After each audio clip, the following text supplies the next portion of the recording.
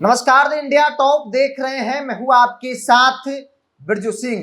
बिहार सरकार ने राज्य नागरिक परिषद का गठन कर दिया है, जिसमें एक अध्यक्ष मुख्यमंत्री नीतीश कुमार की अध्यक्षता में गठन किया गया है, राज्यपाल जिसके संरक्षणकर्ता होते हैं, और 2 उपाध्यक्ष के साथ 21 सदस्य और 7 महासचिव बनाए गए हैं।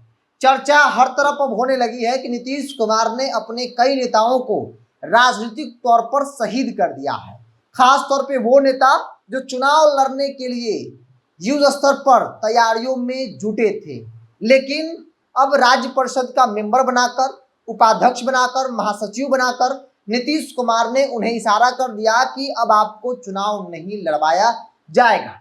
आमतौर पे होता भी यही है, चुनाव के वक्त में आयोग का गठन करना और उस आयोग में चुनाव लड़ने वाले नेताओं को सदस्य, अध्यक्ष, उपाध्यक्ष बनाना। सरकार की मंशा यही होती है कि भाई आपको यहाँ पर एडजस्ट किया जा रहा है, मतलब आपको चुनाव नहीं लड़वाया जाएगा, पार्टी आपको चुनाव जो है वो नहीं लड़वाएगी। देखिए, कल देर शाम नोटिफिकेशन जारी हुआ, बिहार राज्य नागरिक परिषद का गठन किया गया, जिसमें अध्यक्ष मुख्यमंत्री होते हैं, 2 उपाध्यक्ष बनाए गए, जिसमें मंजीत सिंह है पूर्व विधायक, और दूसरा नंबर माधव आनंद का है। माधव आनंद उपेंद्र कुशवाहा की पार्टी के बड़े नेता हैं, उपेंद्र कुशवाहा की पार्टी की मानो रीढ़ समान है, उन्हें भी उपाध्यक्ष बनाया गया है। इसके अलावा 7 महासचिव बनाए गए, जिसमें एक नाम छोटू सिंह का भी है।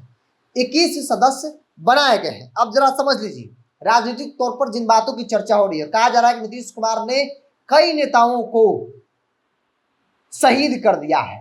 कई नेताओं को नीतीश कुमार ने सीधे तौर पर मैसेज दे दिया कि आपको आयोग में एडजस्ट किया गया, मतलब आप विधानसभा का चुनाव नहीं लड़ेंगे, जिसमें 2-3 नाम ऐसे हैं जो इस लिस्ट में है, जिसकी चर्चा खूब हो रही है। एक नाम है मंजीत सिंह का। मंजीत सिंह गोपालगंज के बैकुंठपुर से 2 बार विधायक रहे, नीतीश कुमार के पुराने साथी हैं। 2 बार साल 2010 में समता पार्टी के टिकट पर चुनाव लड़े, चुनाव जीते। 2010 में जेडीयू के टिकट पर चुनाव लड़े, चुनाव जीते। 2015 में जब जेडीयू महागठबंधन में थी तो मंजीत सिंह चुनाव लड़े और वहां से मिथिलेश तिवारी भारतीय जनता पार्टी के जो उम्मीदवार थे वो चुनाव जीत गए। 2020 में आरजेडी वहां पर चुनाव जीती। फिलहाल आरजेडी का उस सीट पर कब्जा है। बैकुंठपुर में मंजीत सिंह युद्ध स्तर पर तैयारी कर रहे हैं अभी भी, लेकिन नागरिक परिषद में उपाध्यक्ष बनाकर नीतीश कुमार ने उन्हें बहुत क्लियर मैसेज दे दिया कि मंजीत जी आप चुनाव नहीं लड़ेंगे, आपको इधर जो है वो सेटलमेंट किया जा रहा है। मतलब राजनीतिक तौर पर मंजीत सिंह को शहीद कर दिया गया है। इसके अलावा आप माधव आनंद को देख लीजिए। माधव आनंद उपेंद्र कुशवाहा के साथ बहुत लंबे वक्त से हैं। उपेंद्र कुशवाहा के हर विकट परिस्थिति में उपेंद्र कुशवाहा के साथ रहते हैं वो, और इसीलिए कहा जाता है कि माधव आनंद नेता नहीं, उपेंद्र कुशवाहा का बैकबोन है। और उस उपेंद्र कुशवाहा की पार्टी के माधव आनंद को उपाध्यक्ष बनाया गया है बिहार राज्य नागरिक परिषद में।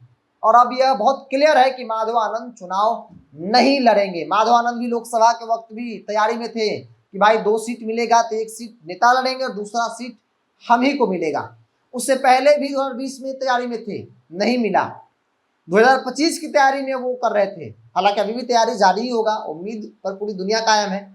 लेकिन अब बहुत स्पष्ट ऐसा माना जा रहा है कि माधव आनंद को चुनाव नहीं लड़ना है, लड़वाया नहीं जाएगा। गठबंधन और पार्टी ने भी शायद क्लियर कर लिया, इसीलिए माधव आनंद को नागरिक परिषद का उपाध्यक्ष जो है वो बनाया गया है। इसके अलावा छोटू सिंह भी बराना से तैयारी कर रहे थे। छोटू सिंह जेडीयू, अशोक चौधरी, नीतीश कुमार के साथ अक्सर आप उनकी तस्वीर को देखते होंगे। नीतीश कुमार के हर कार्यक्रम में नजर आते हैं। बरहरा, भोजपुर के बरहरा से वो तैयारी में थे, वहां के प्रभारी भी हैं। उनकी युद्ध स्तर पर वहां भी तैयारी चल रही थी, अभी भी है।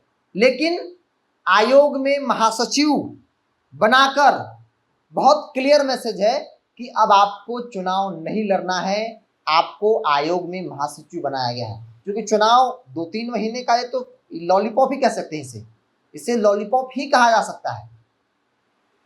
अब देखना होगा कि भाई इस नागरिक परिषद में जिन लोगों को सदस्य बनाया गया है, उपाध्यक्ष बनाया गया है, महासचिव बनाया गया है, उसमें से जो लोग युद्ध स्तर पर तैयारी कर रहे थे, मंजीत सिंह जैसे लोग, माधवानंद जैसे लोग, छोटू सिंह जैसे लोग, क्या इनको पार्टी टिकट देती है, पार्टी क्या उम्मीदवार बनाती है या फिर नहीं? चूंकि राजनीतिक तौर पर ऐसा कहा जा रहा है कि लोगों को अब विधानसभा का चुनाव नहीं लड़वाया जाएगा और इसी मकसद के साथ पार्टी ने इन्हें यहां पर एडजस्ट जो है वो किया है। बहरहाल आप क्या मानते हैं? आप अपनी राय को कमेंट्स बॉक्स में रखिए। इस पूरी रिपोर्ट में इतना ही।